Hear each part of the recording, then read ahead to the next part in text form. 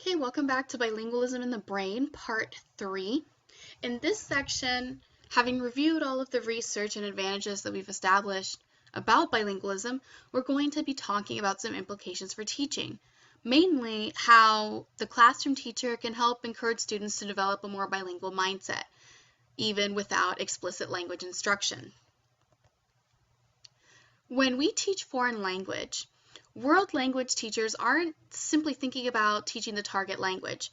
We're also talking about culture, history, society, because a language is much more than just grammar and vocabulary. Language is almost a lifestyle, different lifestyle. So when we consider the history, culture, and contributions of languages and their speakers, it stands to reason that all teachers can incorporate this particular portion of language instruction, whether or not the teachers are themselves bilingual. I love this quote I always share with my students at the beginning of the year. The limits of my language means the limits of my world. So really helping students to think with a more bilingual mindset helps expand their world. So the first subject that we can integrate language into is social studies. Social studies teachers can recognize cultural differences and be willing to explain them to students. For example, if you take a look at the graphic that I have on the screen right now, this is something that I go over with my kids at the beginning of the year. Hispanic, Latino, and Spanish, how they all mean different things. Unless a person is from Spain, they are not Spanish. So this is always helpful for the kids to kind of start using the proper terms to refer to different cultures, in this case the Hispanic culture. Another example, perhaps with Asian languages, would be kind of helping students to recognize that there is a difference between Korean culture versus Chinese culture versus Japanese culture versus Thai culture. They could talk about how people from India are Asian. They're Southwest Asian. So there's a lot of different things that you can do there. When we teach world geography, a lot of times we tend to center on Western Hemisphere geography, and students leave class thinking that Africa is a country instead of a continent. So teaching about these different countries outside of our traditional Western Hemisphere, Western civilization, can help students to start developing those interests in other cultures.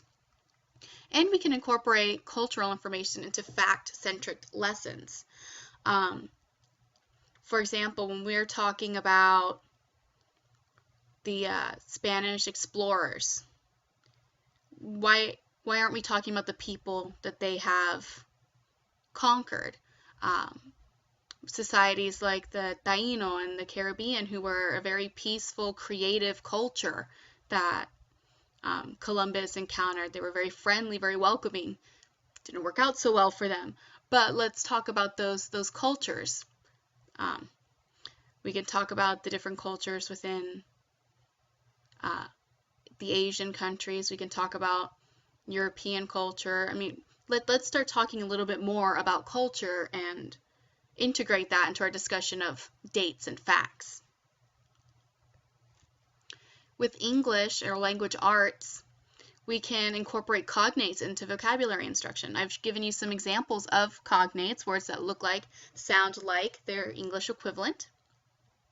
When you're teaching world literature, if there's a work of literature that intersects with a language that is taught at your school, see if your language teacher is willing to partner with you. I have, in 9th grade at our school, they teach world literature, and sometimes, depending on what texts they're going to be studying that year, that teacher and I will kind of tag team on discussing a work, such as Don Quixote. We might talk about that in my class while they're talking about it in her class, and the kids get it from two different perspectives. And expose students to a global range of literary works. I realize that a lot of what we're doing in the classroom is restricted by state standards, state assessments, but as much as there's an opportunity in the places that you can, maybe see if you can pull out a work from a different part of the world. Explore it together with your students. Math.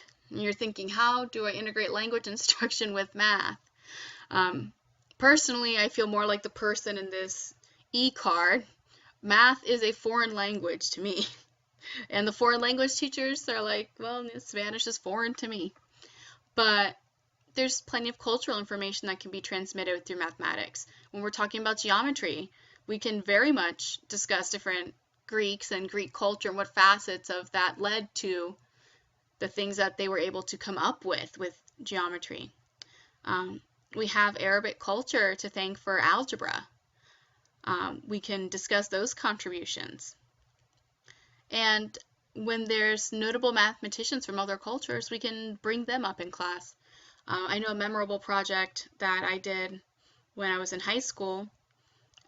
Our math teacher, our algebra teacher, had us do a research paper on Descartes. So when we were talking about the Cartesian plane, we did research on him and we learned about his philosophy and all of that, and that was within a math class. So there's different ways to kind of bring this in, maybe not a research project when you're trying to prepare for an end of course exam, but there's ways to kind of tuck in those fun facts. Science. You can talk about scientists from other cultures, the Greek and Latin roots of vocabulary terms. You can talk about Nobel Prize winners in the sciences that have come from different cultures. We can talk about the concept of science as a second language. When you're talking about chemistry and nomenclature and all of that, it's learning to speak the language of science. And I love this statement here. If at first you don't succeed, try 2 more times so that your failure is statistically significant.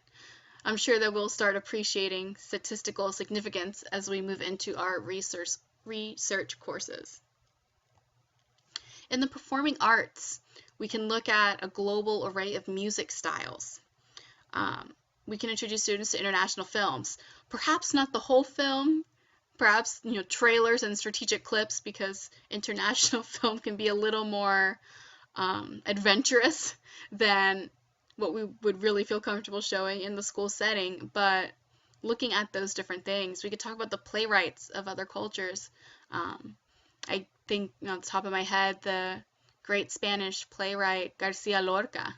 I mean, he wrote some amazing works. We can look at snippets of those in a performing arts class. With the visual arts, we can study the artistic styles of other cultures. We talk about Picasso. Let's emphasize the fact that he's from Spain. Let's talk about Dali and that he's from Spain too. Let's talk about works like Picasso's Guernica, where you're tying history together with art, where he's discussing the Spanish Civil War in this really abstract way that seems to somehow capture the emotion of the experience of Spaniards at the time. And maybe we challenge students to attempt works in an unfamiliar style. Let's ask them to do something cubist.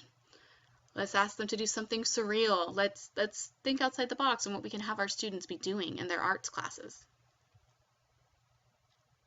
Okay, so we started this presentation with a warm-up, so it's only appropriate that we do a cool down. So this is similar to the exercise that we did at the beginning. You're going to be coming up with the translation for these words. They are all cognates. They look like, sound like their English equivalent. So the first one is elefante. Elefante. And that is elephant. Okay, number 2, explosión. Explosión.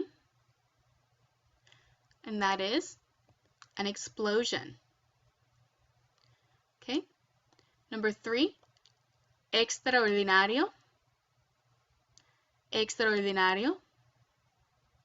That's going to be extraordinary. Okay, gorila. Gorila. That is going to be gorilla. And rancho. Rancho.